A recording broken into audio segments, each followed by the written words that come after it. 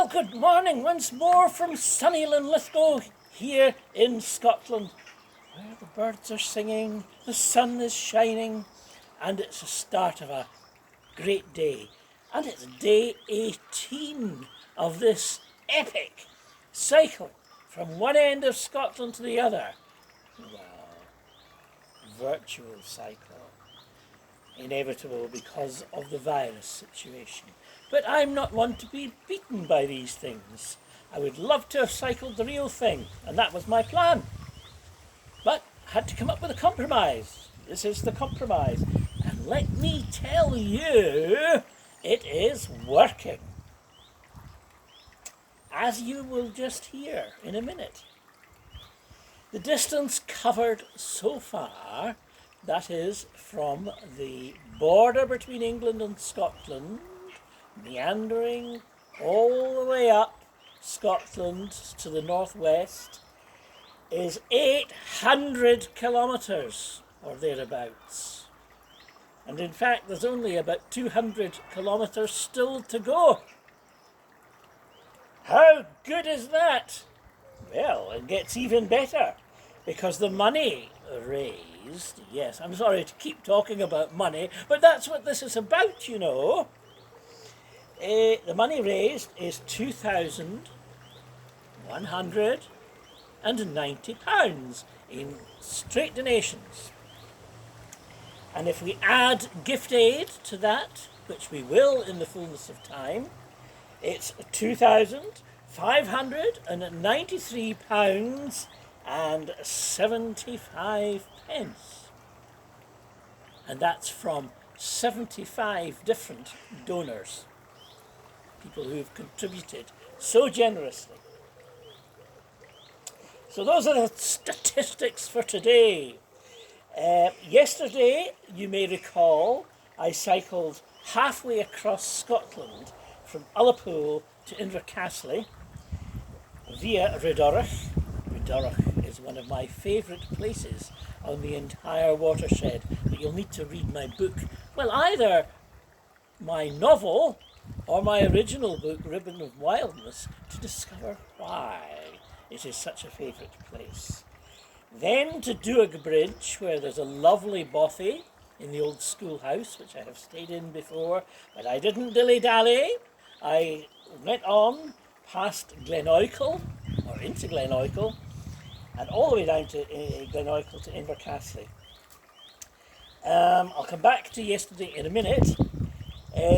Today, I go all the way up Invercassley to the very, very head of the glen, where there's a great big hydroelectric installation. And that's on the eastern side of Benmore Ascent. So it's a side of Benmore Ascent that very few people ever go anywhere near. And then there's a hydroboard road, which is a wonderful tarmac road that goes all the way up, squiggles all the way up and over the hill and down the other side to Loch Shin. So that's a lovely cycle.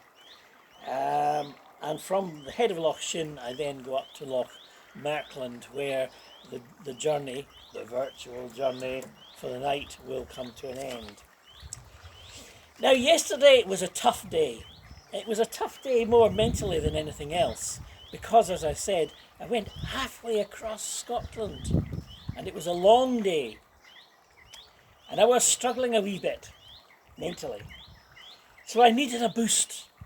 So I put a post up on Facebook saying to people, "Give me a boost! I need a boost!" And the messages came in thick and fast of encouragement, support for the cause that I'm raising money for. And yes, a boost in terms of more donations. Oh, that made such a difference. And I noticed that Ezekiel Katato, in his village of Kajeado in Kenya, was following my post. He's been following my progress all the way. And he sent a message of encouragement to say how important education is for the girls in his tribe, amongst his people. So a great word of support. So a reminder, I'm raising money to enable Maasai girls to obtain what we just take for granted here, education. Education is the route out of poverty and towards independence for them. And so it is so, so important. And we can achieve a lot with the money that we're raising. So, please, if you haven't yet donated, there's a link at the end of this. You know what to do with that. And this is Sunday, so Sunday is a great day for sharing things. So why don't you recruit a friend or two?